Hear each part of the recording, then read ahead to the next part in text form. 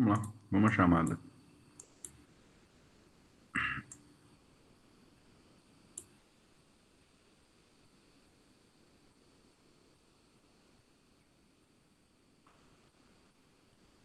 Adrine, Amanda,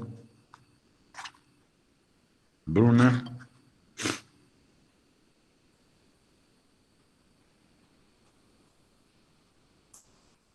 Daniela da Silva, Daniele Nascimento, Débora, Euler,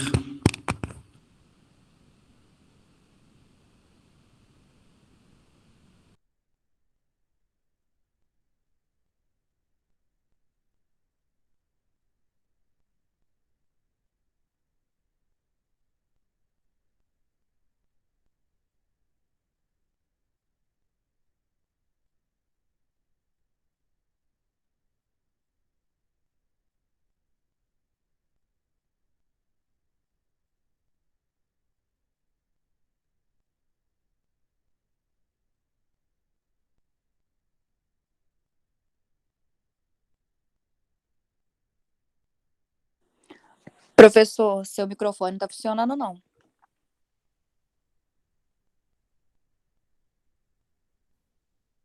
Verdade, tá mudo.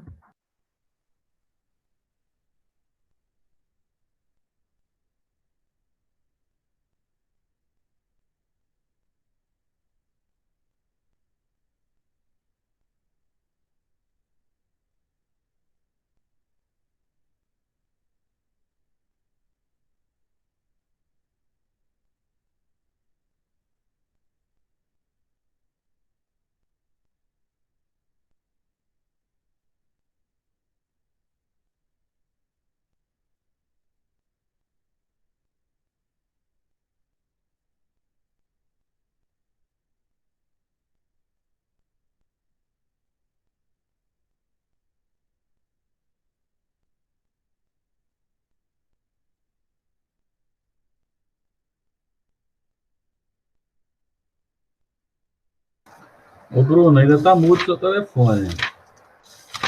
Seu microfone. Ah, eu acho que ele aperta Ctrl D para ativar o microfone, Bruno. O problema é aquele botãozinho que fica na frente do computador. Sabe? Ah, é possível, tá? Entre a cadeira e o computador. Aquela peça de quando é defeito, filho.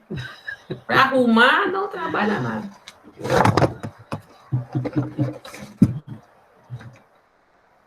Isso aí. Isso aí, Rodrigo. Exatamente. Ih, vai sair e vai entrar de novo.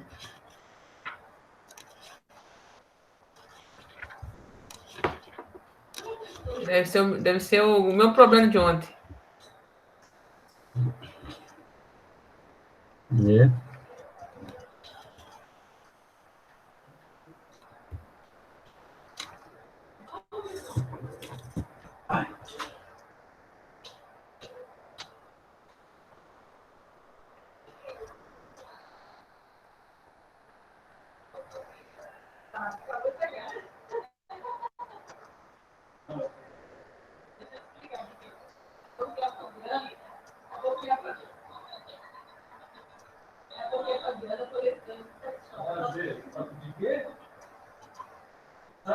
Sabe que eu tenho vocação por isso, né? Não para sex shop, mas eu tenho vocação por isso. Fazendo a crescer, só para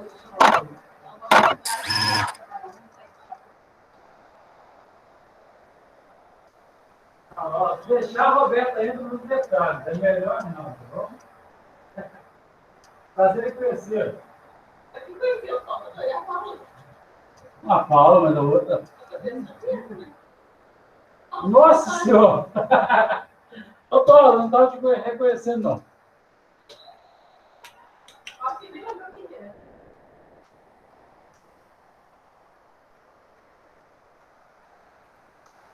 E o Paulo está bravo.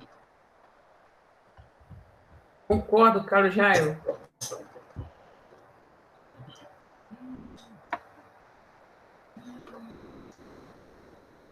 Fala, Filipão. Fala, meu garoto. Esse nosso projeto tá te deixando com raiva, Paulo? Conta esse Paulo. Caramba, hein? Fudeu, hein?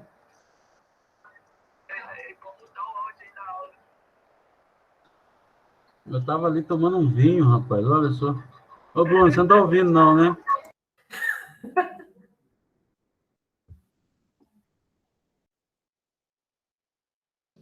Eu acho que ele nem voltou pra sala, eu acho que ele saiu e até agora não viu o nomezinho dele voltando aqui, não.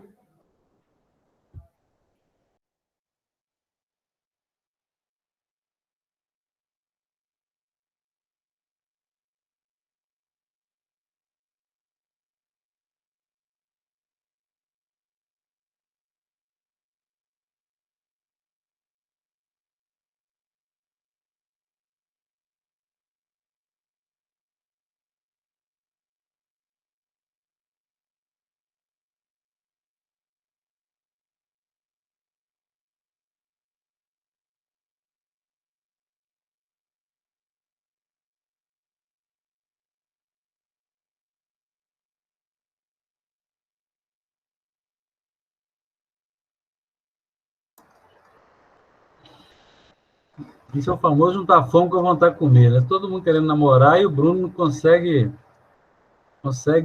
ser pior que nós com tecnologia. Olha que maravilha. Ô, Jairo. Não, Fala. Paulo, isso é muito tempo, filho, que tem esse problema, só. Pois é, mas eu vou ver aqui quem é que namora nessa sua. Ó, Já vai voltou aí, namorar Paulo. hoje? Voltou aí, voltou aí. Voltou. Não, mas o Bruno ele entende que nós vamos falar. Ô, Bruno, Oi.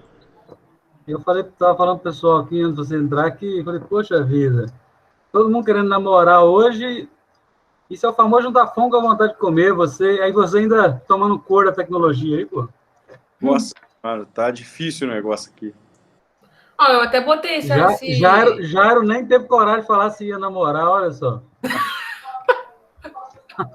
67 anos de idade é difícil, viu, meu filho? Que isso, Jairo? Ué? Pô, já. Essas coisas ele não assume, não, rapaz. Deixa eu só tentar abrir aqui novamente o Siga. Eu vou ter que fazer a chamada do início, porque o problema acho que nem é de conexão, o problema é do computador que tá. É, Paulo, eu acho que o problema é aquela pecinha que tava comentando. Pode ser, tem Claro que é, vários. Rodrigo, claro. Pode ser aquela Tem peça. grande chance, tem grande chance de ser mesmo. Então vamos lá, eu vou fazer a chamada de novo. E aí vocês vão respondendo. Adrine, Amanda, Bruna, Daniela da Silva, Daniele,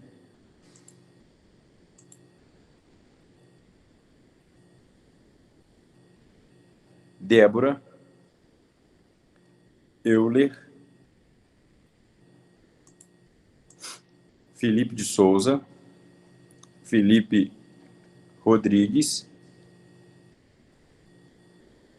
Fernanda Itagiba, Jairo, Jéssica Honório,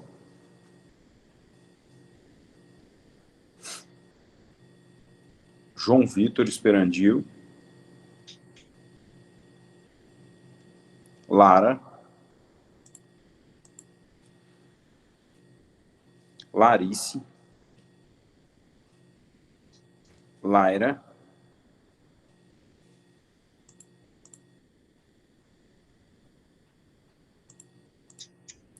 Leandro, Lucas Magalhães,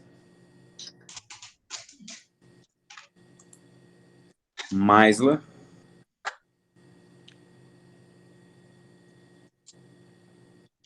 Marcela, Matheus Felipe, Micaele, Patrícia Coelho, Paulo Veloso, Paulo Vitor, Pedro, Rafael Leal, Rodrigo Pereira, Sara, Thalia, Tiago Firmiano. Alguém que eu tenha esquecido, ou que eu pulei o nome aí?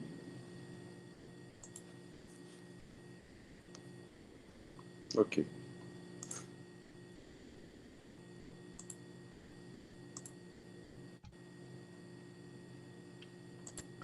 Então, nós estávamos falando da matéria de perícia. Nós chegamos a falar da perícia, e aqui eu pego um ponto como referência para que a gente não confunda a dispensa da perícia com o indeferimento da perícia. Então, nós temos duas referências importantes a serem reiteradas. A primeira é quando o juiz indefere a prova testemunhal. Então, o juiz vai lá e indefere a prova testemunhal. E ele fundamenta esse indeferimento. E aí, eu coloco um slide no material de vocês, um slide próprio, dizendo o seguinte, um posicionamento, principalmente do STJ, no sentido...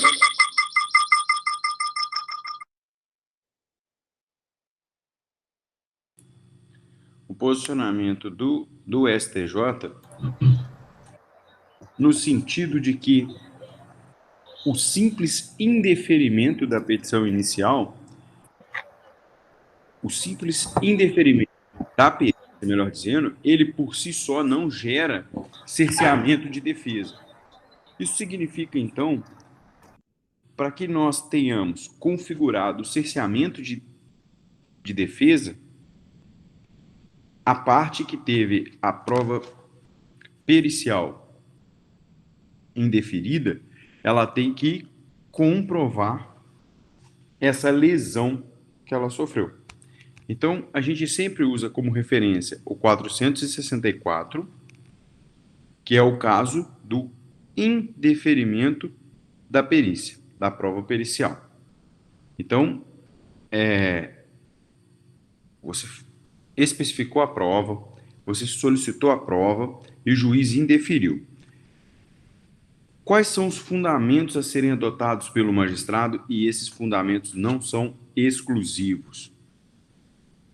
Você, na aula de ontem, eu falei especificamente quando que se tem a prova pericial, trata-se de uma prova extremamente onerosa, uma prova complexa, e, portanto, o magistrado utiliza a prova pericial quando não se pode obter conhecimento de um fato sem a explicação técnico-científica de um expert.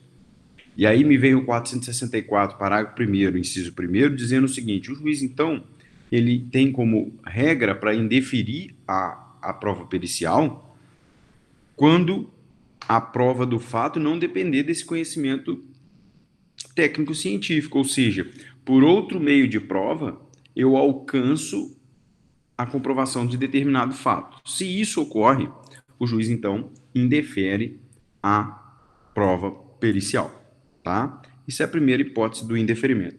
O segundo, ela se torna desnecessária, como eu disse, ela se torna desnecessária porque outro meio de prova alcança aí esse objetivo de comprovação do fato. Então, há a possibilidade de se produzir outro meio de prova e, portanto, por ser a prova pericial a mais onerosa, opta sempre por outro meio de prova. E, por fim, quando a verificação de determinado fato for impraticável, ou seja, não há conhecimento técnico-científico que alcance aí a comprovação desse fato. Então, isso é relevante para o indeferimento. Bom, e no caso da dispensa?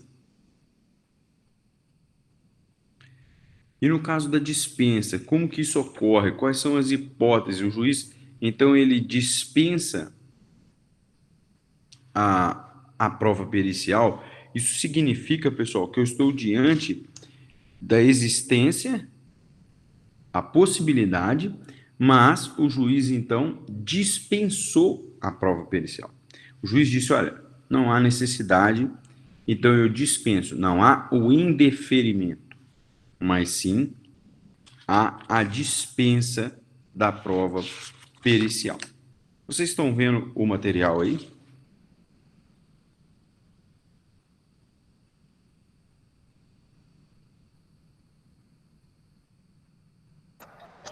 Tá aparecendo não, Bruno. Tá. Eu vou seguindo aqui, porque senão a gente vai... Mas eu vou tentando aqui abrir o material. Outro ponto relevante é sobre a Lei 9.099. Se eu ainda não mencionei com os senhores, eu reitero, se mencionei, e se não mencionei, fica aqui a observação. Hoje se tem uma referência de que criou-se a ideia de que no juizado especial, na Lei 9.099, não se comporta prova pericial, ou seja, pelos princípios celeridade, oralidade e simplicidade, lá previstos no artigo 2º da Lei 9.099, que traz oralidade, simplicidade, informalidade, economia processual, concentração dos atos para permitir a celeridade. Quando você tem esses princípios seriam incompatíveis com a prova pericial nos termos que a gente está estudando hoje. No entanto, eu sempre separo para mostrar aos alunos que você deve fazer uma observação antes de afirmar que não comporta prova pericial. A primeira delas, eu coloco para os senhores aí, é o artigo 32 da Lei 9.099, lá na seção das provas. E, por fim, eu coloco o artigo 35. Vejam que nos moldes do CPC e dos procedimentos e dos requisitos do CPC para a prova pericial, a Lei 9.099 não comporta. No entanto, não é tecnicamente correto falar que não se aceita um laudo técnico pericial no juizado. Por quê? Você lê aí o artigo 32, ele deixa claro que todos os meios de prova podem ser trazidos aqui para a Lei 9.099. Já o artigo 35, ele é mais específico e diz que quando a prova do fato exigir, o juiz, então, pode inquirir, por isso a oralidade. Ele pode inquirir técnicos de sua confiança, permitindo às partes a apresentação de parecer técnico. Isso significa que a prova pericial nos moldes do CPC, diante daquela complexidade procedimental, ela não comporta na 9.099, o que não significa que um parecer técnico científico, um laudo técnico científico, não possa ser utilizado tanto pelo juízo quanto pelas partes no juizado. Ok? Então fica aqui essa observação, e é importante, e na leitura da doutrina vocês vão perceber dessa forma que podemos aplicar. E fica a observação também quanto ao artigo 464, parágrafo 3º, ok? Então fica aqui essas observações. Se eu não havia mencionado, tem um slide próprio, eu não estou realmente conseguindo reproduzir o slide, eu vou pedir a compreensão de vocês, porque realmente o computador, e é o mesmo computador que eu uso, ele não está me ajudando aí, ele deve ter cessado o expediente mais cedo e não me avisou.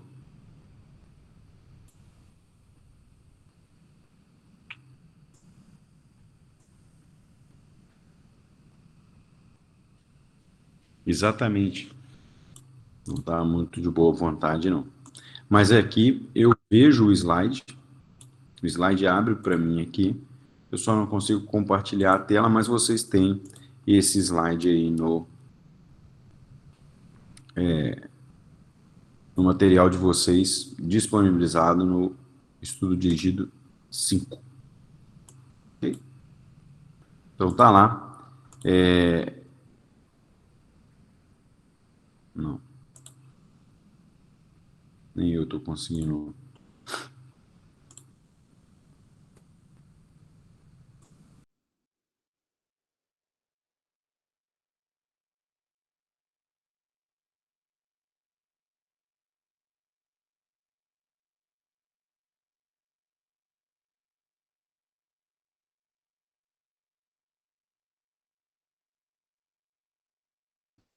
Eu consigo aqui vê-lo.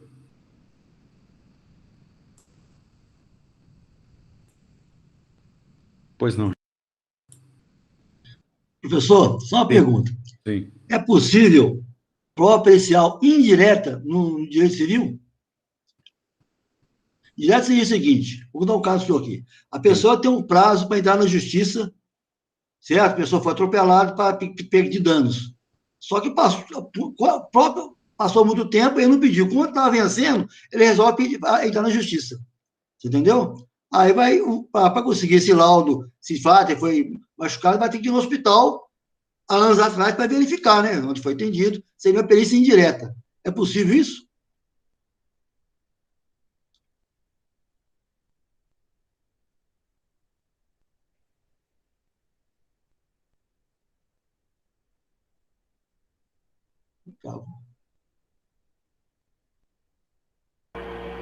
Travou.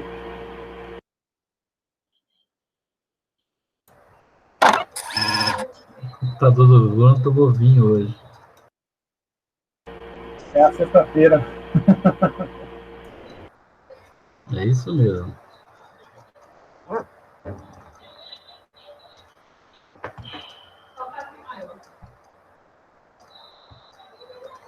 Ô Jairo, faz de conta que eu sou professor para levantar a mão. Substituição, ô Paulo? Deu substituição? Eu já tô com saudade de sala de aula, Paulo, cara. Oi. quero fazer uma pergunta para você. Vai, meu querido. Quanto você vai me pagar que você me deve, hein? O Jair é muito. O oneroso é muito grande, ô Jair? É muito grande. Se você quiser ajudar a cobrar dele, eu divido com você. Opa, ajuda, cobrança comigo mesmo. Já, então que eu devo Jairo muito mesmo, mas não vou pagar, não, tá difícil. Vou pagar. O Jairo, os dois Filipes, a Marcela, a Laira também de vez em quando dá uma contribuição. Entrou o Bruno de Faltou novo. homem aí, ó. Eu realmente eu não estou conseguindo conectar, enfim, não está funcionando, realmente. Mas eu peguei só uma parte do seu comentário, ô Jair, quando você ia me explicar o exemplo que você me perguntou sobre a prova indireta no processo civil. Prova indireta, quer dizer, a prova de perícia é indireta. Se existe prova indireta no processo civil. Porque no caso, por exemplo, no penal existe, porque há um crime, o perito não faz, depois que o perito vai fazer, vai para o hospital para fazer o laudo. Quer dizer, se é possível também no direito civil. Nós não utilizamos essa referência, apesar de tecnicamente ser uma prova indireta, mas é porque, na verdade, quando você fala da prova indireta, eu não sou um conhecedor exímio de processo penal, mas é porque, não, quando você fala de prova indireta, porque você não tem ali configurado naquele momento a materialidade para se fazer a perícia. E isso ocorre pela dinâmica do crime e do exame de corpo de delito. Então eu acho que no processo civil é sim possível, mas ela não recebe esse status de prova pericial indireta, mesmo porque ou ela é feito um exame, e aí o exame é feito naquele momento, após a determinação do juiz, ou é uma vistoria ou uma avaliação. Então eu acredito que você possa falar que sim, mas não há essa divisão entre prova direta, entre perícia direta e a perícia indireta. O que não se tem é essa divisão de nomenclatura. Ok. E outra coisa, então, pergunta, então. O Claro. perito é aceito o perito fazer um laudo, um exame, através de informações, não verificando? É possível isso? Me explica melhor, assim, porque aí Por exemplo, o perito não tem conhecimento por causa da vistoria, que é mais fácil, vistoria. Sim. Não, é vistoria, não. O senhor falou no caso de exame mesmo. No caso do carro, por exemplo, certo? O carro É. bateu, amassou muito o carro e não tem mais o carro. Aí há testemunhas que sabem que o carro amassou. Isso é possível? Testemunha informar e fazer um laudo? De informações da testemunha? Não. Se eu entendi bem, na verdade, você está dizendo o seguinte, olha, deixa eu ver se eu entendi o seu raciocínio. O perito vai fazer um laudo sobre o quê? Isso que eu não entendi. Sobre um veículo, por exemplo, um carro, por exemplo. Certo? Então, Aí ele não tem o carro mais, o carro não tem condições de ter o carro, porque o carro, tudo bom. Mas ele tem o mecânico que arrumou o carro, o mecânico que consertou o carro, tem Então. várias coisas. Não. Aí vai pegar esses dados para depois fazer um laudo. É possível? Então, aí a gente poderia entrar no 472, que era o que eu ia falar, que era a diferença entre o indeferimento da prova pericial e a dispensa da prova pericial. Vamos dar um pulo no 472, todo mundo, que aí nós conseguimos, inclusive com o seu exemplo, esclarecer essa situação. Olha só, o 472, ele fala da dispensa.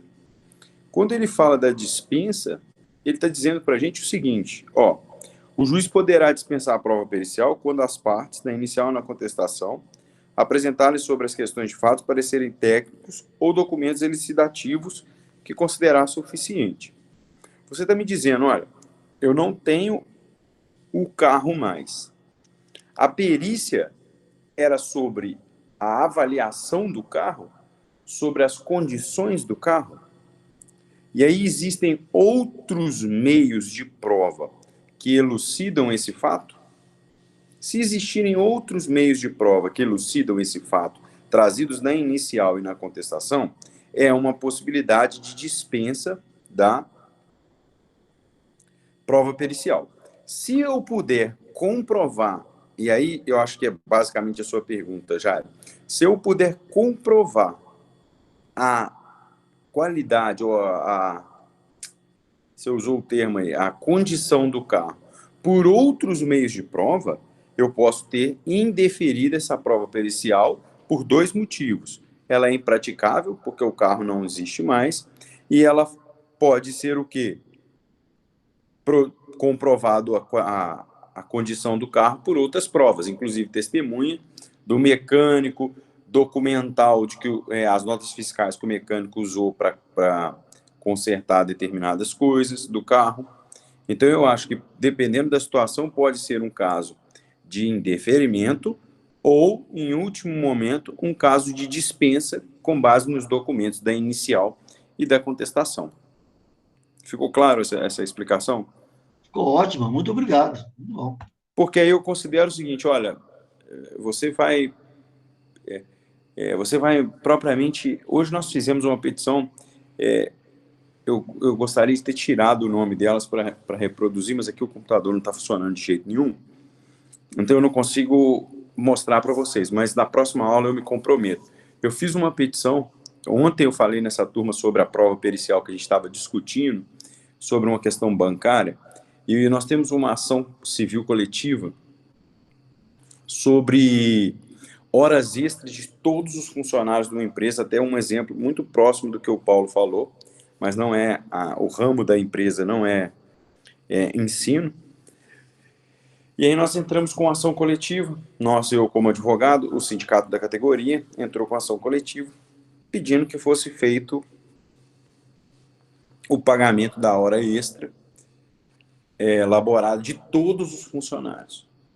Pois bem, quando a gente pediu isso, foi necessário nomear um perito.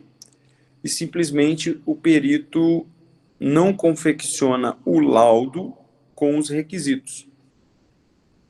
E a gente questionou exatamente isso, falando, olha, das duas, uma, ou o perito deveria ter informado ao juízo, antes de elaborar o laudo pericial, que era impossível, era impraticável a verificação das horas extras. Ok? Então, isso é o que deveria ter sido feito. Segundo ponto, se ele aceitou o encargo, é porque ele, ao analisar o que foi pedido, teve a consciência de que era praticável. Não pode agora, depois de meses que está dando a ele prazo para realizar a perícia, ele simplesmente se recusar a fazer aí a prova pericial sob o argumento de que é impossível fazer. Não, ele deveria ter informado isso antes, porque nós poderíamos pedir a nomeação de outro perito. Inclusive, nós apresentamos um laudo do assistente técnico comprovando que era possível e que não era o caso de indeferimento, porque era possível a elaboração do laudo pericial. Então, fica aqui essa observação, ok? Tem um slide próprio. Para quem está acompanhando pelo slide, eu não consigo reproduzir, é o slide número 10.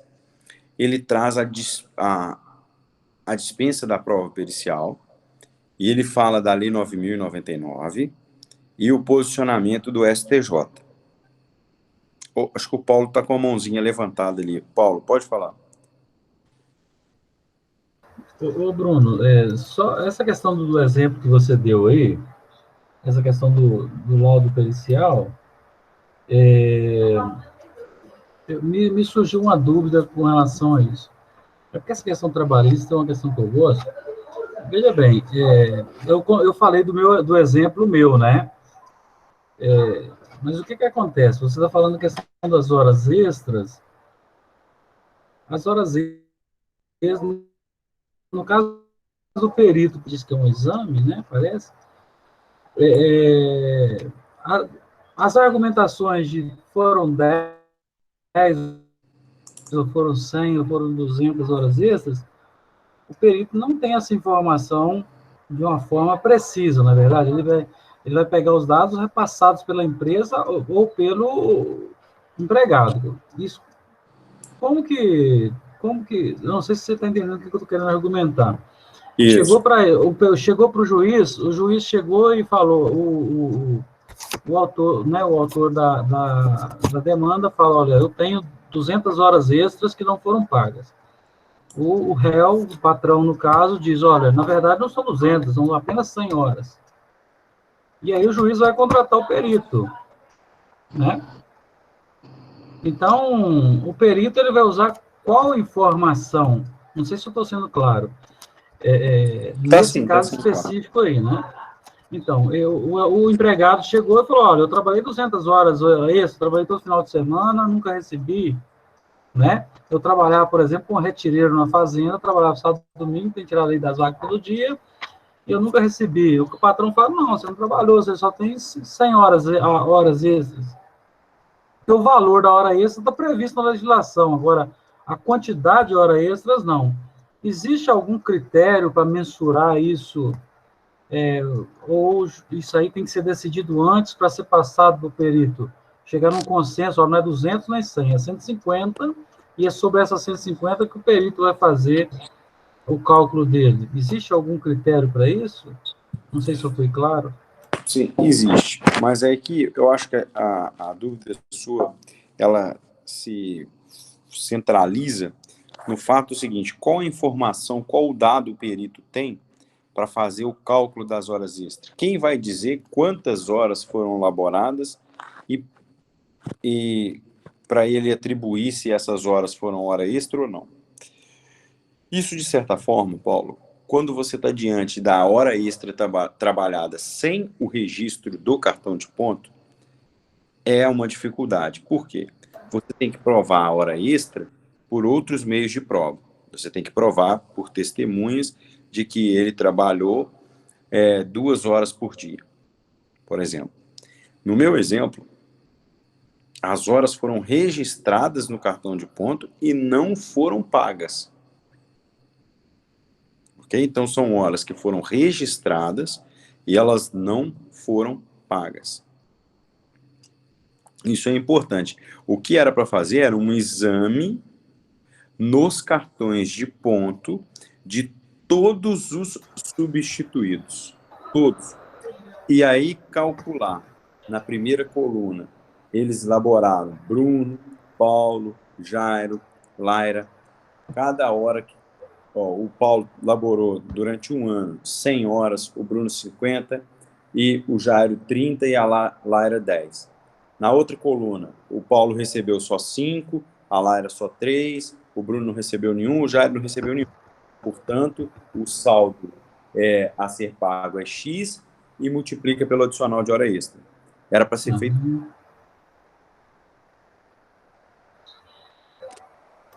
Entende? Ficou claro agora? Então, por exemplo, eles já têm os elementos lá para fazer.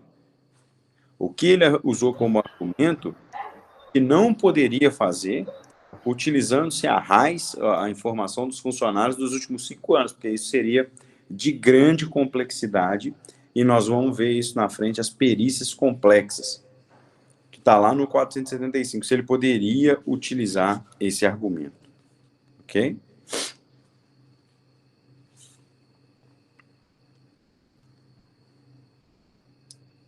Tá ok. Não, agora eu que estou aqui errando o botão aqui, porque eu já tomei um a mais que eu deveria antes da aula, tá? Mas entendi, Bruno. Não tô brincando também, não.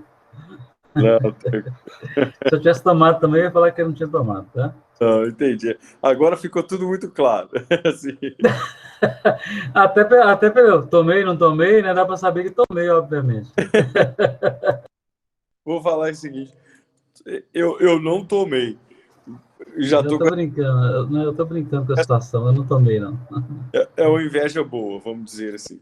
Se é que existe, né? Mas é uma inveja positiva.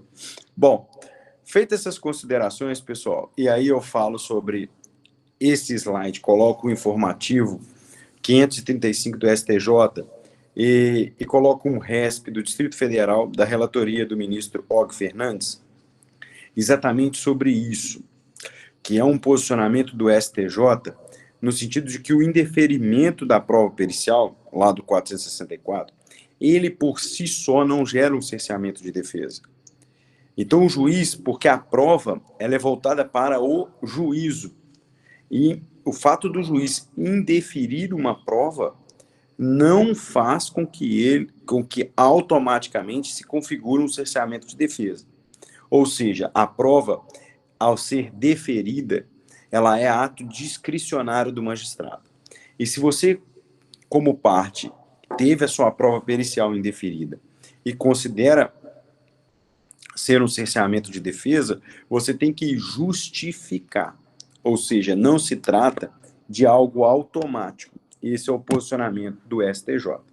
Isso é importante porque, e aí eu vou puxar um pouquinho para a prática, o que eu tenho visto é muita gente, pelo simples fato do juiz indeferir a prova pericial, dizer que teve cerceado o seu direito. Ou seja, não fundamenta e não comprova qual seria o prejuízo, e essa é a palavra-chave, qual seria o prejuízo no processo da indeferimento da perícia. Ok? Então é importante que vocês tenham essa visão. Ok? Feitas essas observações, analisados esses slides aqui, eu passo para o procedimento da prova pericial. Bom, o nosso sistema, e aí o nosso sistema mantém a indicação do perito. Então a primeira coisa que a gente precisa compreender no procedimento é como que se chega ao perito. Quem é esse auxiliar da justiça? Quem é ele? Ele é escolhido aleatório? Existe um banco de dados de perito? Você presta um concurso para perito? Ou o juiz escolhe aleatoriamente com base no seu critério? Ah, eu vou chamar aqui o João para que o João possa me auxiliar aqui como perito. Ou existe um banco de dados, existe um cadastro, existem requisitos a serem preenchidos por esse profissional com formação técnica, porque uma vez nomeado perito do juízo, e é importante, e repito isso que disse da aula passada, uma vez nomeado perito do juízo, ele adquire status de auxiliar da justiça. Se ele adquire status de auxiliar da justiça, ele possui restrições previstas lá no 144, no 145 e no 146, quando se diz respeito a critérios a serem apurados para imparcialidade, quando se está diante de impedimento e está diante de suspeição.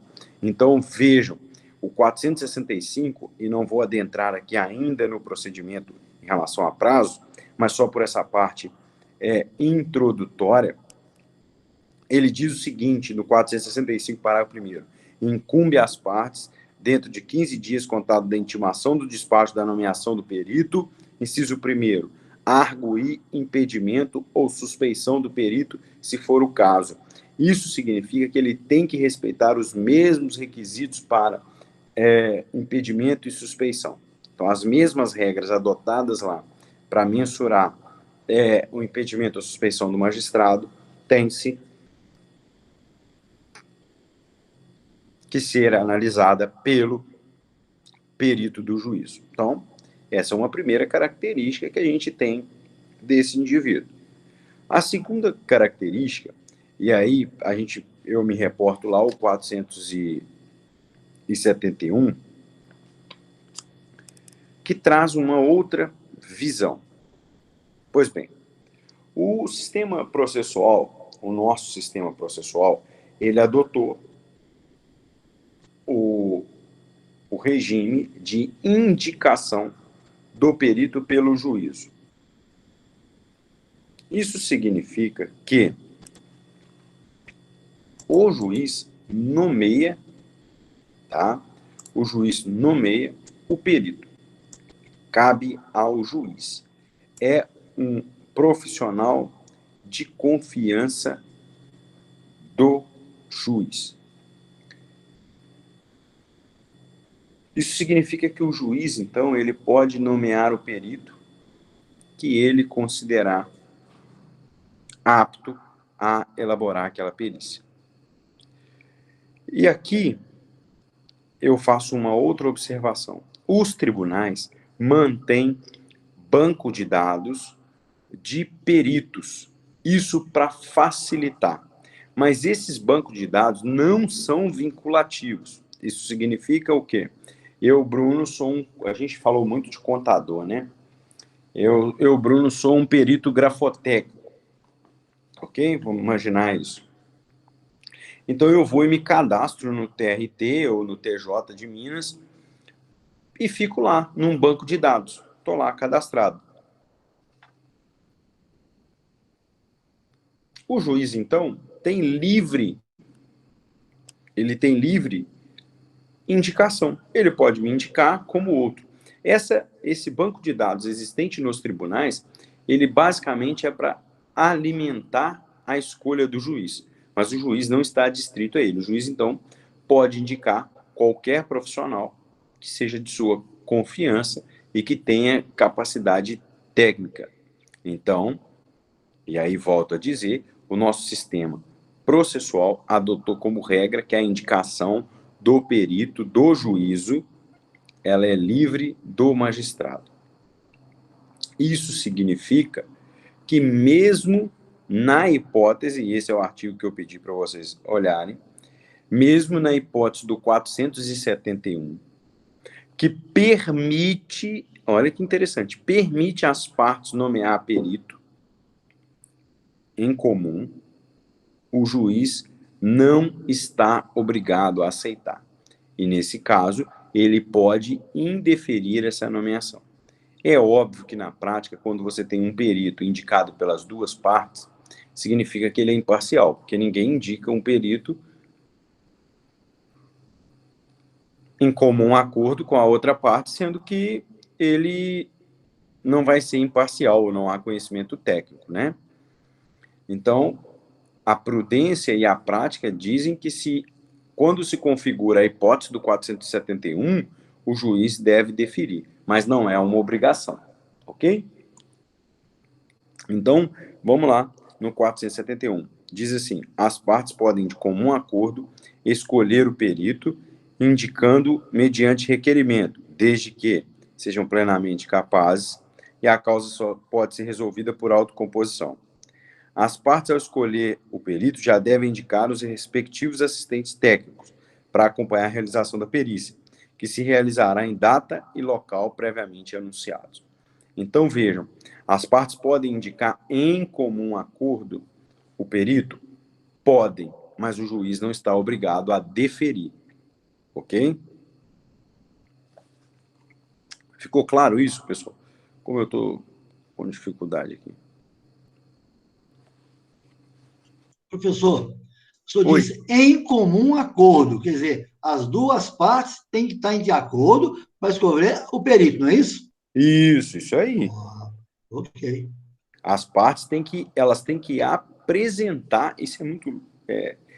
eu vou dizer o que eu já vi nesses casos, por quê?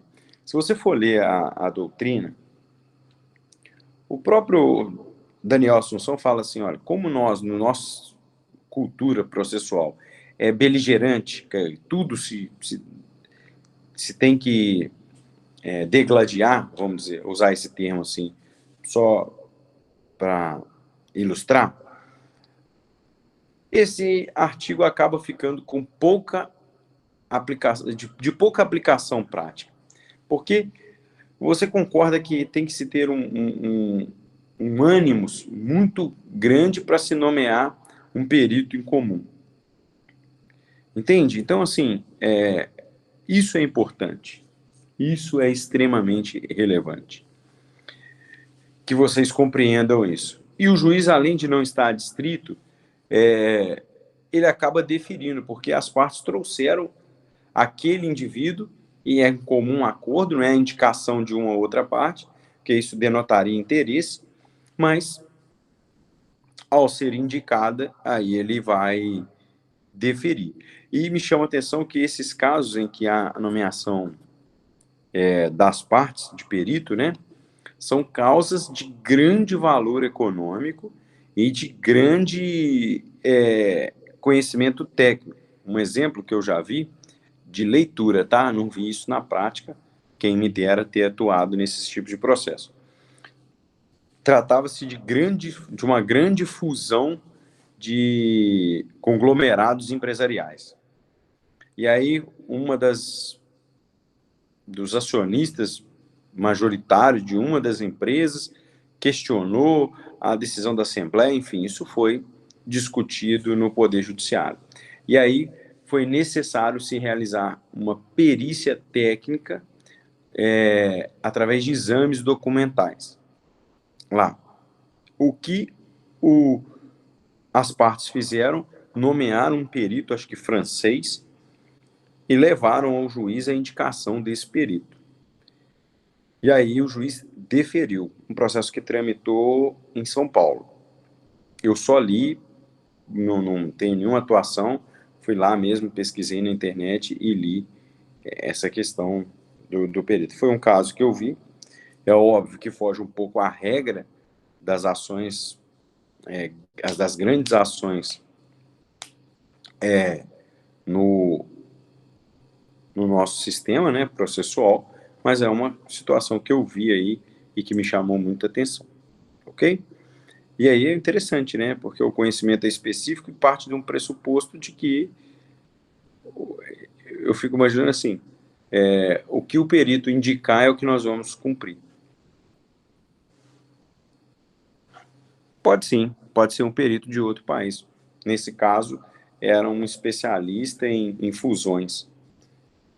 E porque uma das empresas tinha como sócio um francês.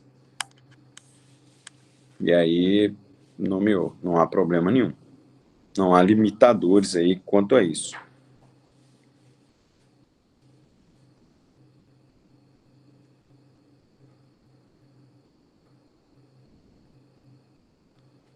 Ok?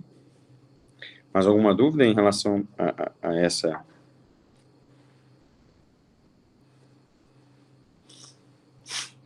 Bom, aí a gente então já delineou a figura do perito.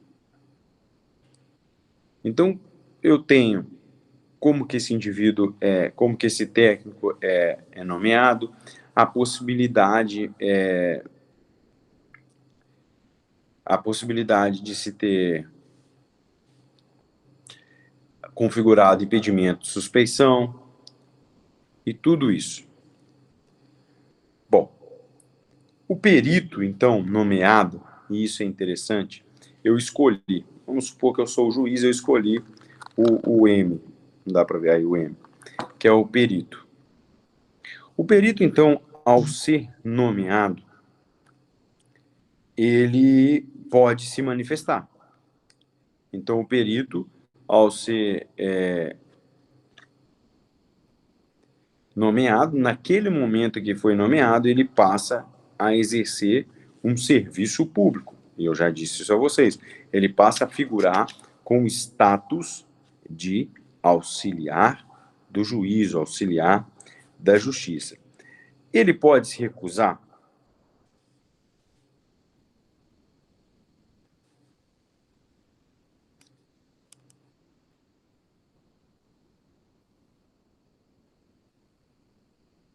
E qual hipótese ele pode fazer isso?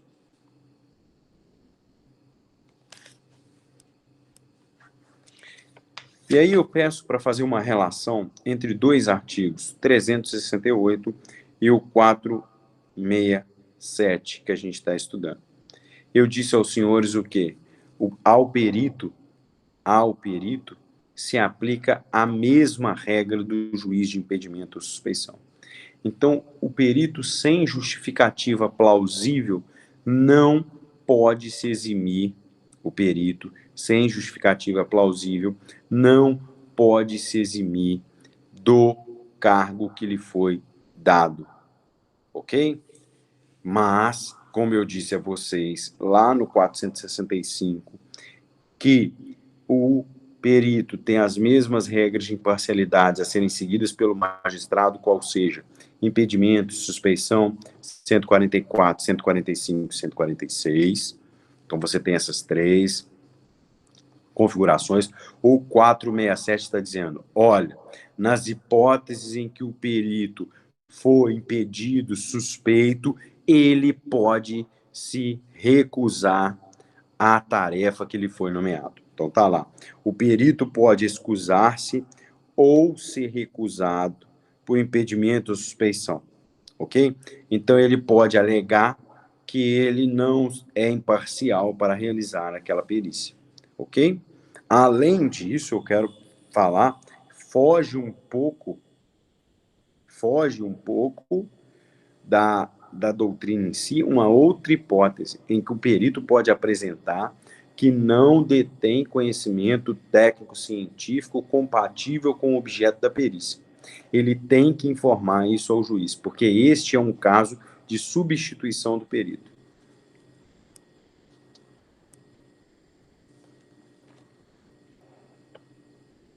Ok?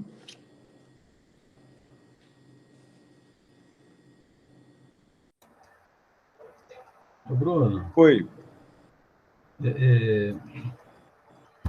eu estou olhando aqui pelo artigo 467, então ele tem 15 dias para alegar essa. Eu estou seguindo sua aula aqui pela doutrina, né? Ele tem 15 dias para alegar, né, esse impedimento aí, não é isso?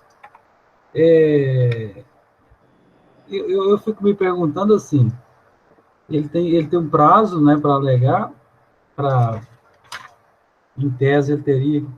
O cara que, por exemplo, a minha pergunta é o seguinte, você disse que os peritos, por exemplo, eu sou economista e administrador de empresa, eu poderia me inscrever lá no TRT para ser um perito. Em tese, eu acho que eu poderia. Sim, e pode. Pois é. Eu não sei se eu tenho as competências, não, mas de repente eu pudesse. O que acontece? Você falou que o juiz não tem que seguir, não necessariamente, né? Ele tem, ele tem a discricionalidade de escolher, correto?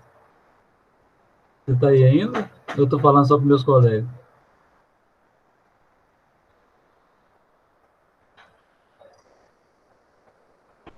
Vou de novo. Acho que Segunda caiu, opção, né? Paulo. Segunda opção. Bem, não. Tá aqui, né?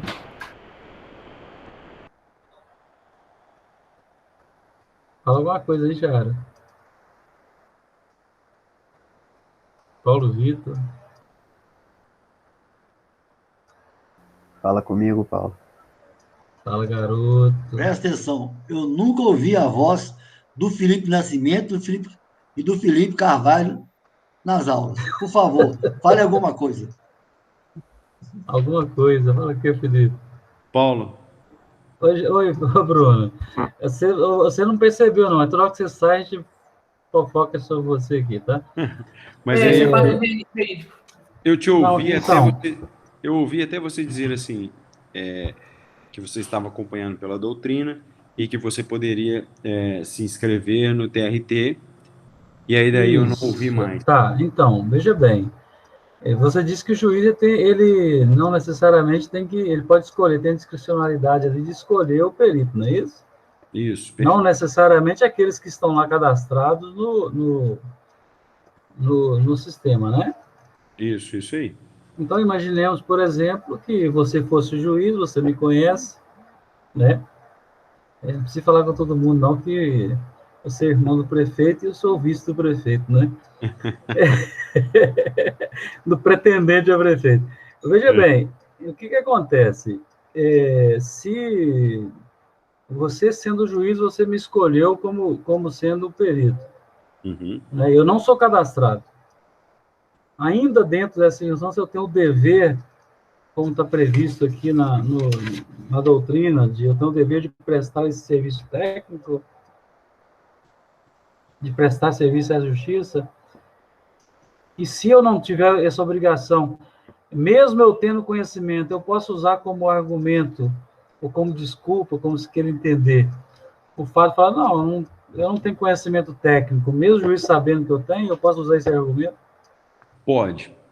E aí eu vou dar um exemplo de um familiar não, né? Porque não é meu parente, mas uma pessoa ligada à, à minha família, e ele foi nomeado perito e ele se recusou. Ele atravessou uma petição dizendo, olha, eu não conheço, era alguma coisa ligada à mecânica.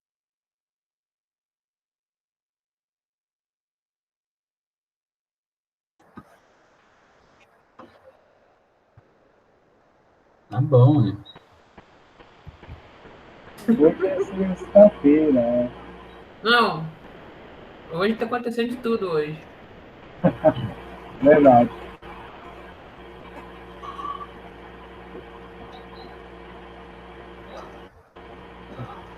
A oportunidade do Felipe falar, ô Felipe, o que aconteceu? Você não falou nem que tá vivo? Nem tá vivo.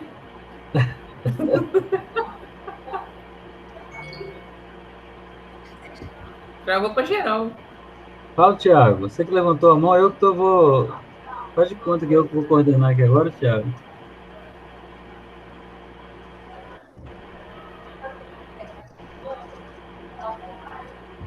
Ô, Adri, boa noite.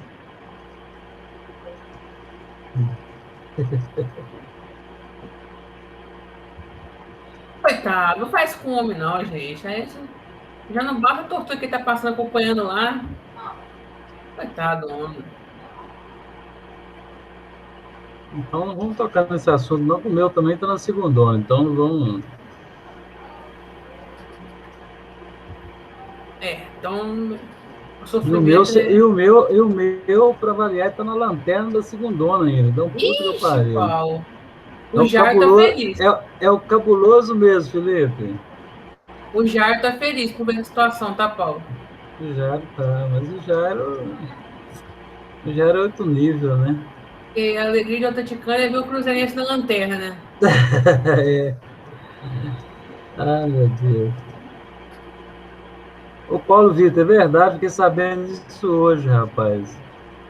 Mas eu não compro no supermercado mais. Vai fazer uma diferença danada para eles, né? Não posso saber que... A partir de hoje, eles perderam um cliente. Eu comprava quase uns R$100 por mês. Vai fazer muita diferença para eles. Fica uma pergunta aí. Uma pergunta. Posso fazer uma pergunta? Ah, Eu nunca ouvi a voz da Marcela também falar aí, não. Ô, Marcelo, fala alguma coisa. Oi, Jairo, boa noite. Essa voz também é nova também no meu registro auditivo.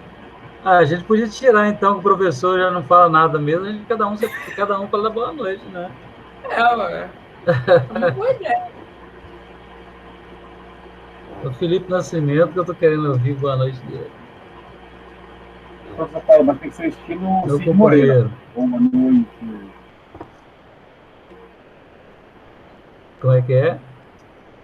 Tem que ser estilo Cid Moreira. Boa noite.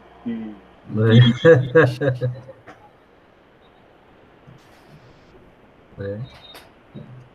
O bom é para falar mal do Bruno, aqui que ele não vai escutar mesmo. Meu Deus.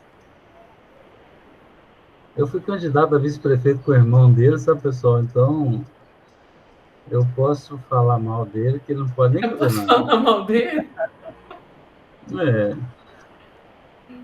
E ai dele se não me der nota boa ainda, né? Isso, concordo, Paulo, concordo. Não, Jairo? Fala, meu chefe. Pode falar.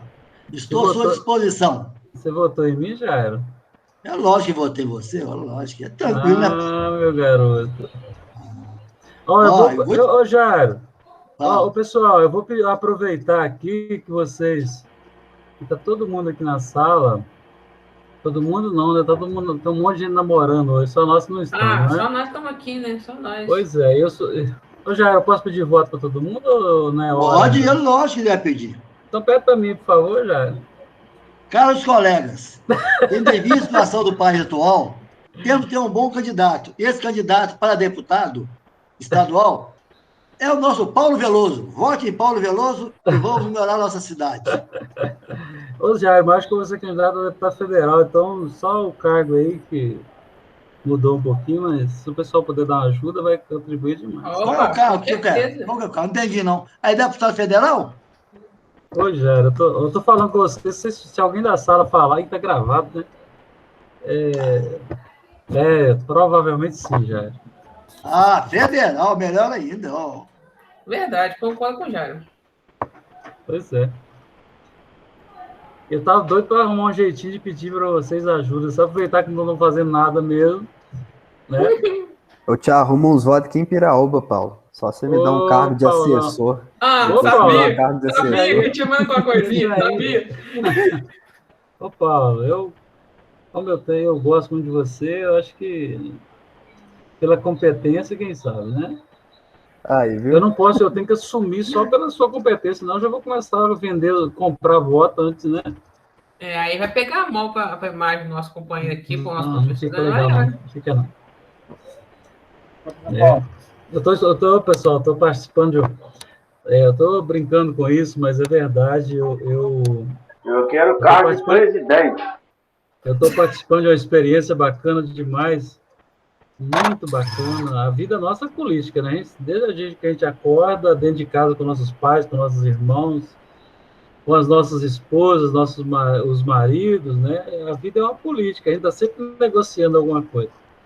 E a gente não pode demonizar isso de jeito nenhum, porque a vida funciona assim. Se você ganhar, eu vou comprar um forró da Sony pro Jair comigo. Isso é importante. Isso é importante. Eu nunca havia me entrincheirado nessa luta, não. Eu sempre achei... Eu sempre fui da opinião da maioria, de repente vocês pensam assim também. Eu sempre fui da opinião da maioria, de que, o pessoal tudo não sei o quê. Meus amigos sempre falaram, eu sou professora quase uns 30 anos, eu não gosto de falar não, porque senão dá a impressão que eu sou muito velho. E eu escondo a minha idade. Não, você é experiente, diferente. Eu escondo a minha idade, não falo de jeito nenhum. Mas está na cara, então dá para saber, não tem como esconder muito, né? Mas as pessoas falavam comigo, por que você não faz isso, não entra nisso, você gosta, você é meio politiqueiro assim e tal. Ano passado eu resolvi entrar e agora eu vou entrar novamente. Pretendo, né? Na verdade, eu sou um candidato a candidato. Uhum. Mas eu espero que no segundo semestre nós estejamos juntos em sala de aula e eu vou fazer questão de ir lá na frente na sala e vou descaradamente pedir voto para você. Pedir voto não, é diferente, pedir apoio. Isso. Apoio é mais do que voto. Sabe? Mas eu vou tentar convencer vocês a ver lá que eu mereço ainda, porque no primeiro ano nosso de curso, eu tenho um vínculo com a faculdade, então eu sempre tentei ser um cara mais discreto, para não ficar parecendo tiozão dentro de sala de aula. Como eu sou professor há muitos anos, eu sei como é que funciona isso. Então, nós começamos a nossa turma, nós tínhamos 4 coroas na sala, né? O Jairo, eu e mais 2. E eu não gosto muito de fazer papel de tiozão, não. Eu não sou coroa, não. Então, eu não gosto muito de fazer papel de tiozão, não. Eu gosto de ficar um cara mais discreto. E como todo mundo é mais novo que eu sempre deixei a turma falar mais. Mas, ultimamente, eu descobri que eu posso contribuir, sabe? Pessoal. Opa! Deixa o tiozão 2 voltar aí, peraí. É isso. Eu tô com muita dificuldade para conexão. Não sei se é a minha internet. Eu tô começando a achar que é a internet. Ô, Bruno, você usa qual internet aí? Eu uso fibra. Você fala assim, fibra Giganet? ótica. Giganet fibra ótica. A minha tá horrível também. Então eu também uso Giganet. Então a da Oi tá muito boa, Bruno, que é aqui de casa. E eu mudei para minha casa, ficou pronta, eu mudei agora e eu acho que choveu e aí deu esse problema.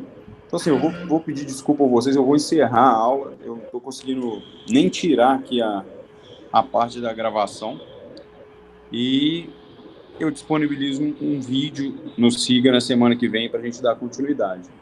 Que eu realmente não estou conseguindo, toda vez que eu estabeleço um raciocínio, cai a conexão. Aí eu vou avisar a Giovana e a Clarice de que aconteceu esse problema e depois eu reponho essa aula, tudo bem? Beleza, Bruno. Isso acontece. Ok. Tudo bem, mestre. Só tem uma dúvida. Sim. Eu quero saber onde que vai ser a comemoração. Se vai ser no sítio do Jairo ou vai ser no sítio do professor Paulo. Eu acho que qualquer lugar a gente vai. Não tem problema que vai. Vocês já estão convidados, tá? Aí, o professor... Eu não tenho internet, mas eu tenho vida, viu, gente? Pode me chamar. A vida além da sala de aula e advogar, né? Isso, exatamente. Tá? Então eu me despeço aqui, dou uma boa noite para todo mundo e desculpa mais uma vez aí o contratempo, tá ok? Beleza. Então, um abraço, bem, tchau. Exato. Boa noite. Tchau, boa noite, Manoel. Boa noite, pessoal. Boa noite, Paulo, Jairo, tamo junto. Boa noite. Boa noite. Boa noite. Um abraço para vocês. Igualmente.